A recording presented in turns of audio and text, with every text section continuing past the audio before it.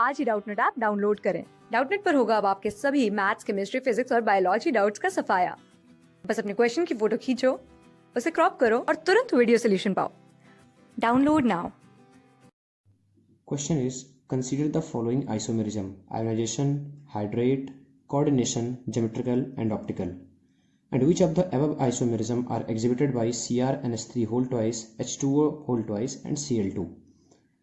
तो इस क्वेश्चन को सॉल्व करने से पहले हमको ये पता करना होगा, हमको ये जानना होगा कि ये जो गिवन आइसोमर है वो होते क्या है एक्चुअली। तो अगर हम बात करें आयोनाइजेशन आइसोमर की, तो आइसोमर तो नाम से क्लियर होता है कि इनका मॉलिक्यूलर फार्मूला सेम होता है, बट इनके स्ट्रक्चर्स या इनकी स्पेस में ओरिएंटेशंस अलग अलग होती हैं।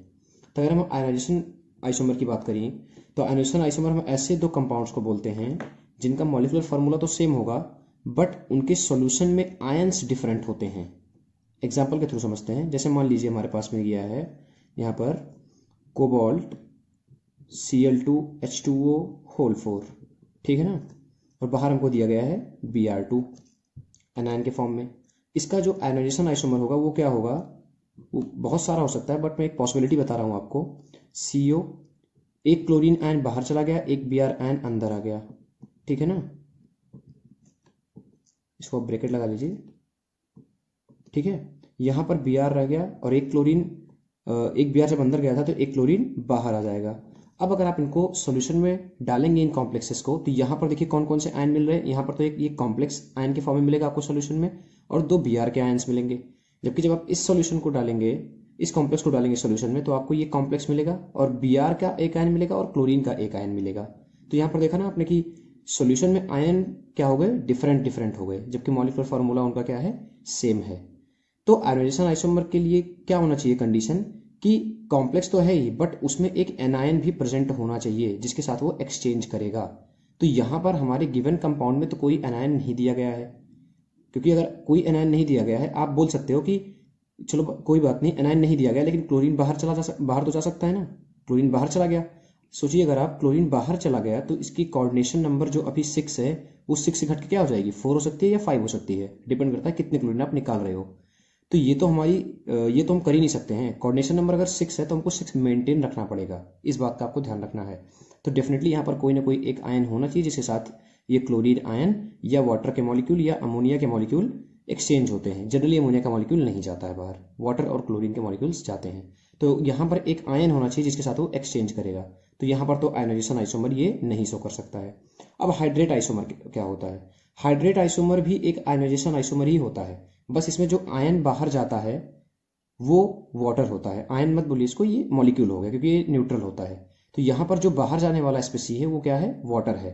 तो अभी हम क्या भेज रहे थे, क्लोरीन, लेकिन अगर हम क्लोरीन की जगह पर वाटर भेज दे बाहर तो जो हमारा आइसोमर आएगा वो क्या आएगा, हाइड्रेट। तो हाइड्रेट को अगर हमको लिखना होगा हाइड्रेट आइसोमर इसका, तो हम क्या लिख सकते हैं, CO Cl2, Br2 के दोनों मॉलिक्यूल अंदर ले लीजिए, H2O के दो मॉलिक्यूल बचे रह गए हैं, और अब ये H2O को दोनों मॉलिक्यूल मैं यहाँ लिख दे रहा हूँ वो बाहर चले गए हैं। तो ये इसको बोलेंगे हम हाइड्रेट आइसोमर, मतलब जो एक्सचेंजिंग स्पेसी है वो अब वाटर हो जाए। तो यहाँ पर भी बाहर, अगर ये एक टाइप का आयोनाइजेशन आइसोमर ही है तो बाहर एक स्पेसी होनी चाहिए, लेकिन यहाँ भी नहीं है, तो ये हाइड्रेट आइसोमर भी नहीं हो सकता है। कोऑर्डिनेशन आइसोमर किसे कहते हैं, कोऑर्डिनेशन आइसोमर के लिए आपको दो कॉम्प्लेक्स चाहिए। कोऑर्डिनेशन आइसोमर को हम कैसे रिप्रेजेंट करते हैं, देखिए जैसे मान लीजिए हमारे पास में यहाँ पर लिखा हुआ है PtCl6 और नेक्स्ट में CONH3 और यहाँ पर लिखा हुआ है होल 6, ठीक है ना। तो कोऑर्डिनेशन आइसोमर क्या होता है, कोऑर्डिनेशन आइसोमर में जो लिगेंड होते हैं वो अपने कॉम्प्लेक्सेस को एक्सचेंज कर लेते हैं। जैसे अब Pt के साथ लग जाएगा NH3 और कोबाल्ट के साथ लग जाएगा क्या, Cl6। तो ये जो लिगेंड होते हैं ये अपने कॉम्प्लेक्सेस को चेंज कर लेते हैं। तो यहाँ पर तो दो कॉम्प्लेक्स होने चाहिए लेकिन हमको गिवन एक ही है, तो ये कोऑर्डिनेशन आइसोमर भी नहीं शो कर सकता है। तो हमारे पास में लास्ट क्या बचा है देखने को, ज्योमेट्रिकल और ऑप्टिकल।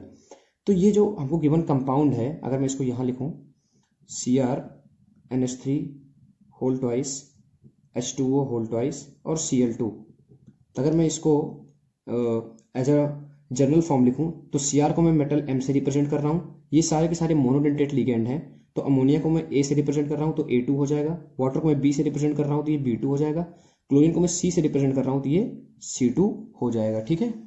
अभी क्या होगा यहाँ पे, अब देखिए हमको देखना है कि ज्योमेट्रिकल आइसोमर शो कर सकता है या ऑप्टिकल आइसोमर शो कर सकता है।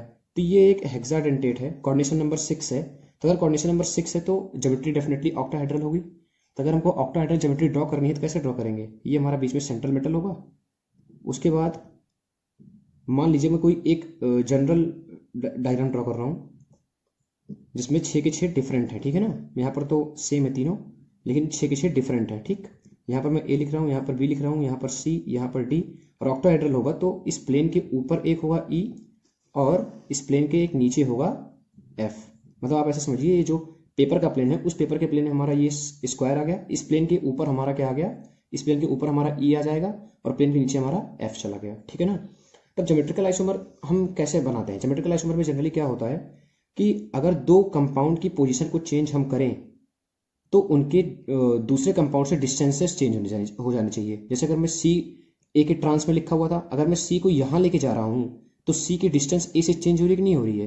पहले ये डायगोनल डिस्टेंस थी, अब ये एक सीधी डिस्टेंस आ गई, तो डेफिनेटली डिस्टेंस चेंज हो रही है दो कंपाउंड की पोजीशन को चेंज करने से, तो ये हमारा ज्योमेट्रिकल आइसोमर शो कर सकता है। तो ऐसे हम पेयर बनाएंगे। तो पेयर कैसे बनाते हैं? देखिए यहाँ पे मैं ए के ट्रांस में एक बार किसको लिख सकता हूँ? बी को लिख सकता हूँ, ठीक है। ए के ट्रांस में बी आ जाएगा, मतलब ए यहाँ होगा, बी यहाँ होगा। ये जो पेयर में लिख रहा हूँ, इस पेयर में ए बी का मतलब ए के ट्रांस में बी है, ठीक है। उसके बाद मैं क्या लिख सकता हूँ? अब ए के अभी एक ए और एक बी और बचा है, तो मैं इसको भी लिख सकता हूँ ए के ट्रांस में बी। उसके बाद बचा है दो सी, तो सी के ट्रांस में सी। तो अगर आपको एज ए स्ट्रक्चर इसको देखना हो तो कैसे लिखा है मैंने कि ए के ट्रांस में मैंने बी लगाया हुआ है, फिर ए के ट्रांस में मैंने बी लगाया हुआ है, फिर सी के ट्रांस में मैंने सी लगाया हुआ है। देखिए ये स्क्वायर आ गया हमारा और ये हमारा प्लेन के ऊपर, ये प्लेन के नीचे, ठीक है। एक तो ये पॉसिबिलिटी है। दूसरी पॉसिबिलिटी क्या हो सकती है कि ए के ट्रांस में बी लिखा हुआ है मैंने, ठीक है। अब देखिए ए के ट्रांस में मैं क्या लिख देता हूँ? सी लिख देता हूँ, और बी के ट्रांस में क्या लिख देता हूँ? सी लिख देता हूँ। अभी क्या एक कोई और पॉसिबिलिटी बन सकती है क्या? आप खुद सोचिए, कोई पॉसिबिलिटी और बन सकती है? हमने लिख दिया ए के ट्रांस में बी, ए के ट्रांस में बी लिख दिया और सी के ट्रांस में सी लिख दिया। ए के ट्रांस में बी हो गया, ए के ट्रांस में सी हो गया और बी के ट्रांस में सी हो गया। अब अगर आप कोई पॉसिबिलिटी देखने जाओ तो यहाँ पर हम बी के ट्रांस में अगर ए लिख दे तो वो तो हो चुका है। ए के ट्रांस में सी नहीं हो चुका है, ये भी। सी के ट्रांस में ए लिखे, सी के ट्रांस में बी लिखे, ये भी हो चुका है। तो और कोई पॉसिबिलिटी तो मुझे नज़र नहीं आ रही है, ठीक है ना। तो यहाँ पर केवल दो ही पॉसिबिलिटी हमारे पास में नज़र आ रही हैं। तो अगर यहाँ पर देखिए पहले तो मतलब हमारे पास दो ज्योमेट्रिकल आइसोमर निकल के आ गए, तो ये डेफिनेटली ये ज्योमेट्रिकल आइसोमर शो कर रहा है ये कंपाउंड।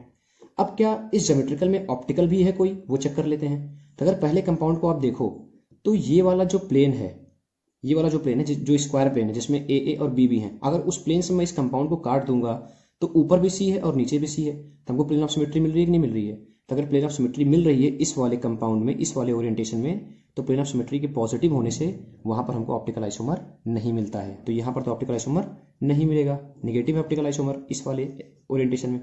लेकिन अगर यहाँ जाऊँ मैं तो ए के ट्रांस में क्या है? ए के ट्रांस में हमको बी दिया हुआ है, तो ए के ट्रांस में हमको क्या है? बी है। यहाँ पर ए के ट्रांस में सी है, उसके बाद बी के ट्रांस में सी है।